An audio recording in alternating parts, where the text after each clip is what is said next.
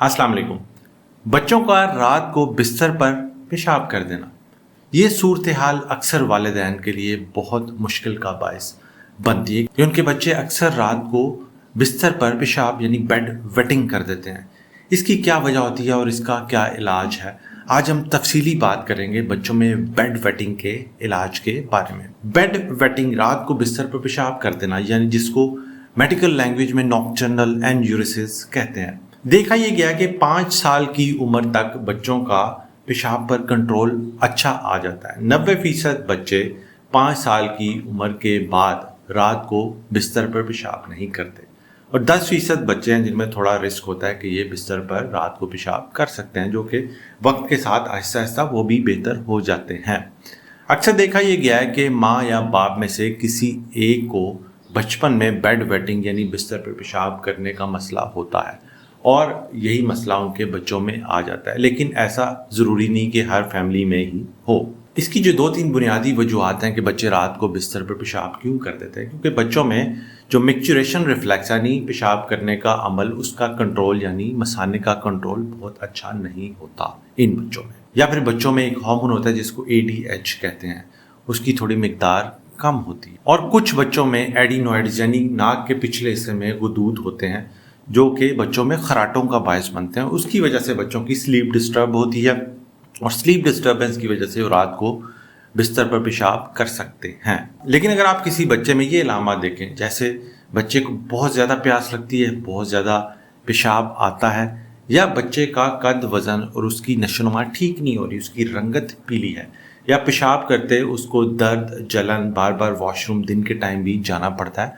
तो आपने फ़ौरन डॉक्टर से रुजू करना है। उस सूरत में आपने घर नहीं बैठना। उस सूरत में कुछ बुनियादी टेस्ट करवाने पड़ सकते हैं, मिसाल के तौर पर CBC, renal functions test, urine complete examination, या उसकी ब्लड शुगर का टेस्ट करवाना पड़ सकता है। अब आते हैं हम इसके तफसीली इलाज की तरफ। कभी भी बच्चा जो रात को बेड वेटिंग बिस्तर पर पेशाब करता हो उसको डांटे मत, उसको मारे मत, उसको बार बार इस चीज़ का एहसास ना दिलाएं, क्योंकि ये बच्चों के लिए खुद बड़ी एम्बैरेसिंग सिचुएशन होती है। ख़ास तौर पर जब फैमिली में डिस्कस दूसरे बच्चों बड़ों के सामने डिस्कस किया जाता है तो बच्चे इससे बहुत ज़्यादा महसूस करते हैं।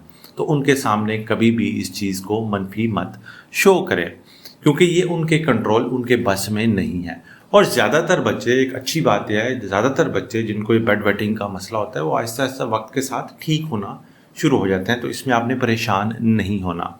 जो एहतियातें करनी है, जो डाइट में चेंजेस करनी है, वो मैं आपसे शेयर करता हूँ। कोशिश करें इन बच्चों को जिनको बेड वेटिंग का मसला है, इनको बहुत ज़्यादा चॉकलेट्स, कैंडीज़, मीठी चीज़ें जिनमें शुगर ज़्यादा है उसका इस्तेमाल कम से कम करें। इसी तरह कॉफ़ी, चाय का इस्तेमाल शाम 4 बजे के बाद कम करें इन बच्चों में, क्योंकि ये चीज़ें पेशाब की मिकदार बढ़ा सकती हैं।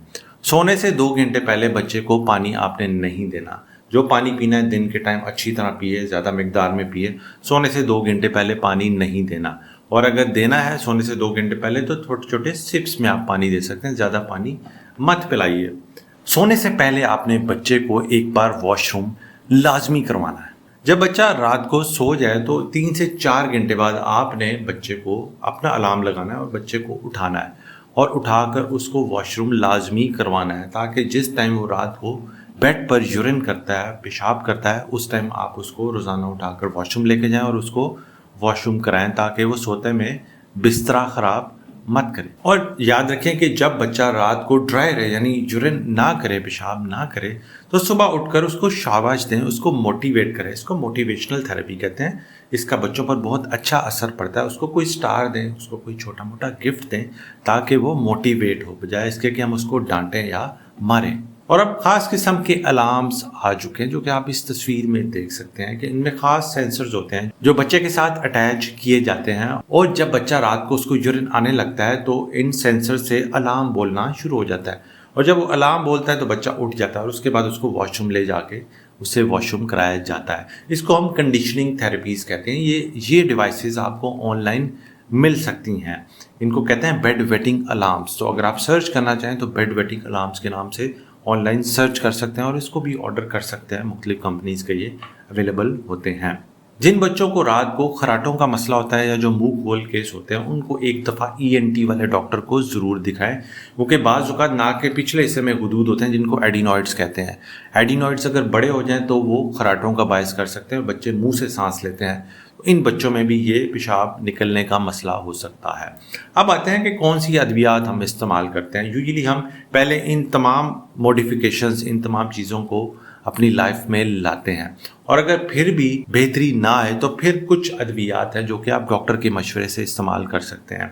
اس میں جو ٹاپ آف لائن ٹریٹمنٹ ہے اس میں ڈیسموپریسن کی گولیاں ہیں، یہ تھوڑی ایکسپینسو ہوتی ہیں، یہ بچوں کو 3 سے 6 ماہ کے لیے دی جاتی ہیں، اور اس کے بعد امیپرامین کے نام سے دوائی آتی ہے یا پھر آکسی بیوٹائرنین کے نام سے دوائی آتی ہے۔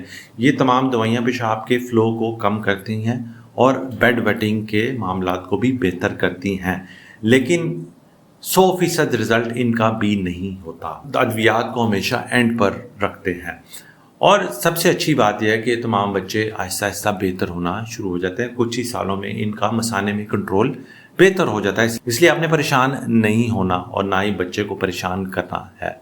لیکن اگر جو علامات جو میں نے شروع میں بتائیں گے، کوئی ایسے ڈینجر سائنز ہیں کہ بچے کو بہت زیادہ پیاس لگتی ہے، بہت زیادہ یورین آتا ہے، یورین کرنے میں دقت ہوتی ہے، خون کی کمی ہے، یا پھر اس کا قد ٹھیک سے نہیں بڑھ رہا، اس کی گروتھ ٹھیک سے نہیں ہو رہی، تو فوراً اپنے ڈاکٹر سے رجوع کریں۔ امید ہے یہ معلومات آپ کے لیے کارآمد ثابت ہوں گی۔ اپنا اور اپنے بچوں کا بہت بہت خیال رکھیں، بھائی کو دعاؤں میں یاد رکھیں۔ اللہ حافظ۔